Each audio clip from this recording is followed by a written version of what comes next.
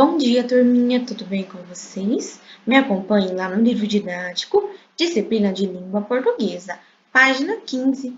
Não se esqueçam de colocar no cantinho das páginas a data de hoje, dia 1/7, momento da produção escrita. Fábula. Como vimos, as fábulas são histórias curtas e que apresentam uma moral, o que nos incentiva a refletir sobre algum aspecto. Vamos grifar? Os personagens da maior parte das fábulas são animais que falam e agem como humanos, expressando vontades e sentimentos positivos, como bondade, coragem e tolerância, e também negativos, como intolerância, medo e avareza. Você já aprendeu um pouco sobre o grego Esopo.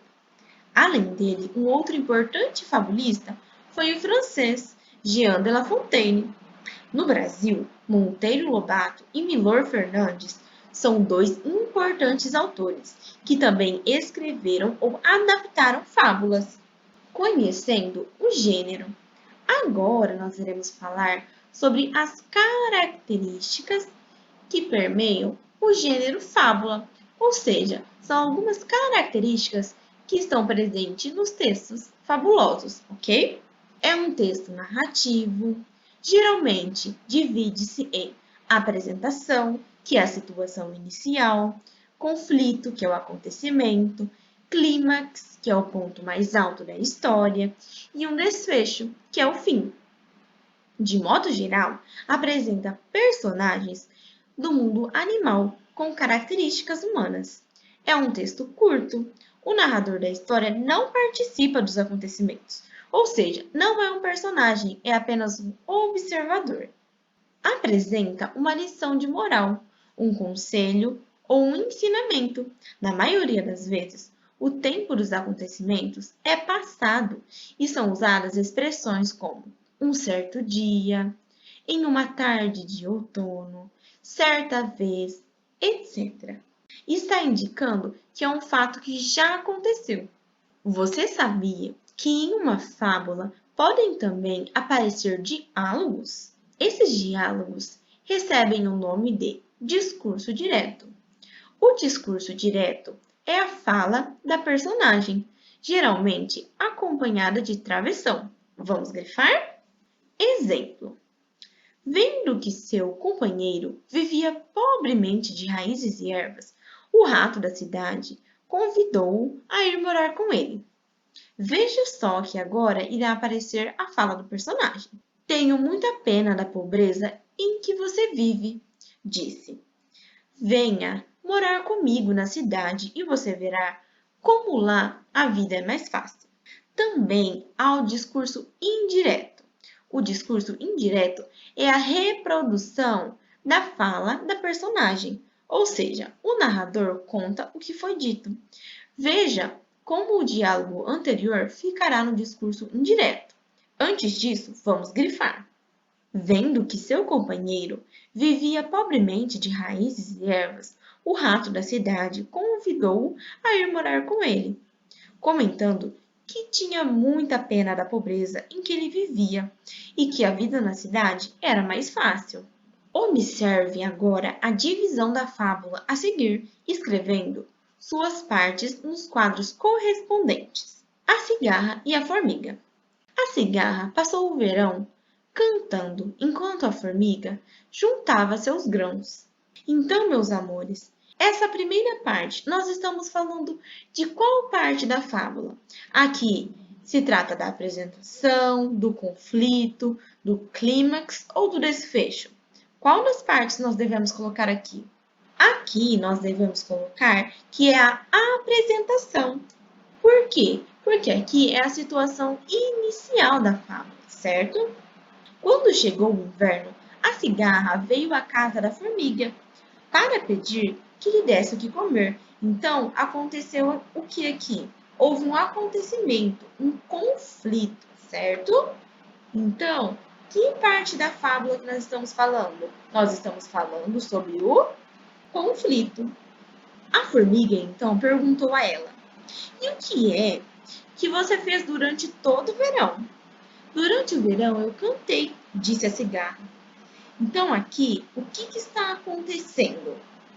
O clímax. Por quê? Porque é o ponto máximo da história, certo? E a formiga respondeu: Muito bem, pois agora dance. Quando a história chega ao fim, é qual parte? O fim da história se trata do desfecho. Moral da história: trabalhemos para nos livrarmos do suplício da cigarra e não aturamos a zombaria das formigas. Então, meus amores, a moral da história está trazendo para nós uma lição, certo? Então, a cigarra deveria ter trabalhado para se livrar do sofrimento, para não passar necessidade, para não passar fome, e não ter que aturar a zombaria da formiga, ok? Então, essa parte se trata do quê? Se trata da moral da história. Agora, meus amores, vamos lá para a página 19. Atividades. Use o que aprendeu. Número 1. Observe a imagem a seguir. De acordo com a imagem, letrinha A, descreva a cena retratada. Então, vocês vão colocar todos os elementos que tem nessa cena. O que está acontecendo nessa cena? Vocês irão descrever, contar o que está acontecendo. Letra B. Como está o dia na imagem? Então, está um dia ensolarado, um dia chuvoso, parece que está um dia frio. Como está? Como estão o leão e o ratinho? Então, o que eles estão fazendo? Como eles estão? Eles estão brigando, eles estão conversando, eles estão correndo, chorando. O que está acontecendo entre eles? Letra D. Pela expressão do leão, ele está triste, tranquilo ou cansado? E aí? Olha só a expressão dele. Ele expressa tranquilidade, certo? Então, ele está tranquilo. Letra E. Pela expressão do ratinho. Vamos lá. Ele está preocupado, contente ou animado? O que vocês acham, meus amores? Ele está preocupado. Número 2. Ao responder as questões da atividade anterior, você utilizou certas palavras para caracterizar os animais e o cenário apresentado. Essas palavras se ligam aos substantivos, atribuindo características a eles, e são chamadas de... Vocês se lembram como nós chamamos as palavrinhas que atribuem características às coisas? Que palavrinha é essa? São os adjetivos. Para fazer mais, vamos continuar exercitando os conteúdos estudados nessa unidade. Para isso, leia a fábula a seguir. O leão e o ratinho. Um leão, cansado de tanto caçar, dormia espichado debaixo da sombra boa de uma árvore. Vieram uns ratinhos passear em cima dele e ele acordou. Todos conseguiram fugir, menos um. O leão prendeu debaixo da pata.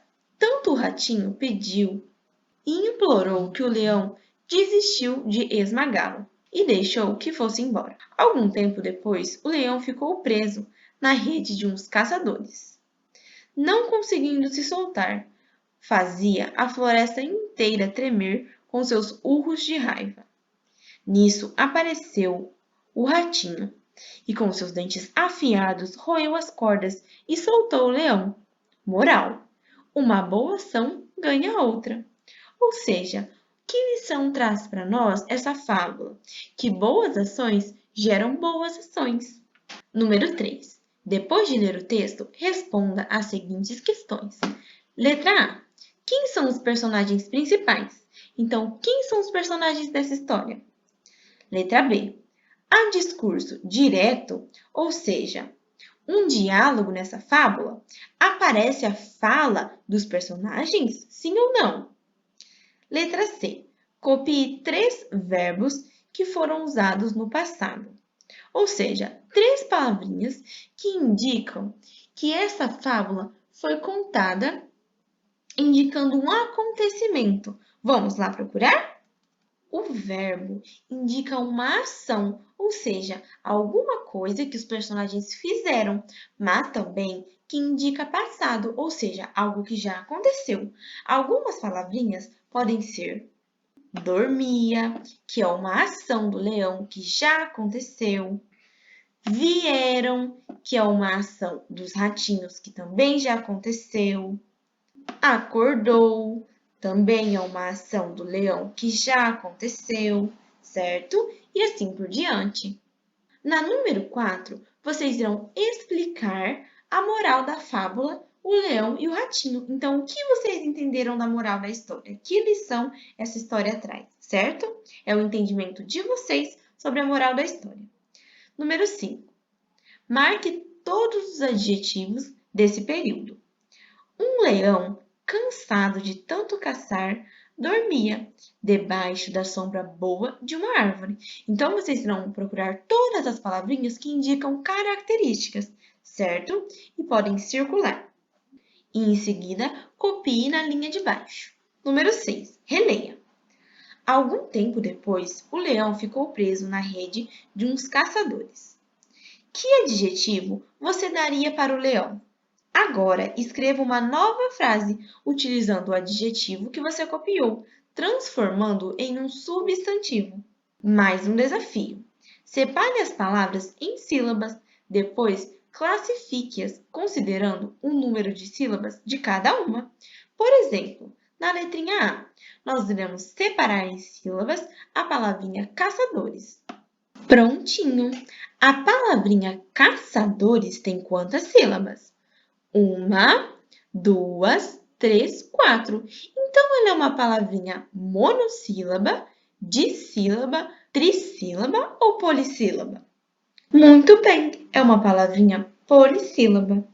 Vocês irão fazer o mesmo nas demais. Aqui na sequência tem a linha de chegada, certo?